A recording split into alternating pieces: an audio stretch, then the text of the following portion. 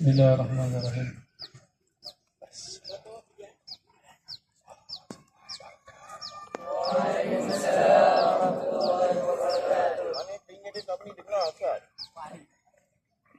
Okey, apa khabar semua?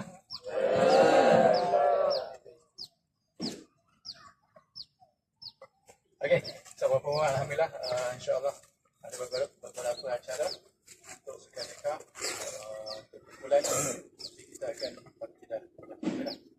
Okey. So nanti insya-Allah nanti kita akan keluar lepas setiap kumpulan ada lebih kurang 7 ke 8 peserta.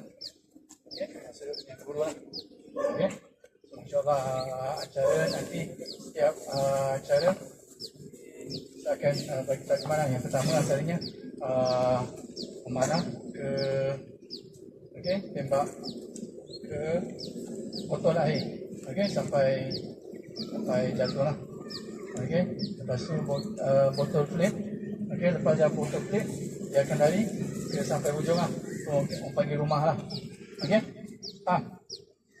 okey, lepas tu yang untuk memanah tadi setiap peserta 3 anak panah aja. Okey, lepas tu dia akan pergi dia akan patah balik lah. Okey. Kalau masih lagi tak kena dia akan pusing balik lah. Okey, tu yang pertama. Lepas tu water flip. Okey. Lepas tu straw.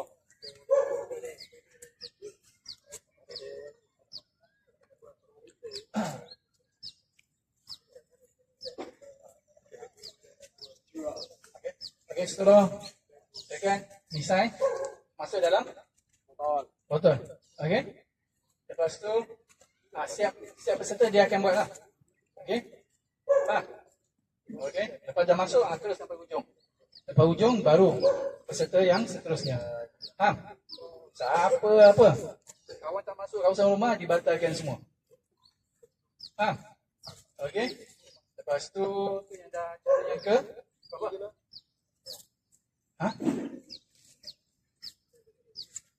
Ketiga lah. Lepas je tembak botol, lepas tu apa?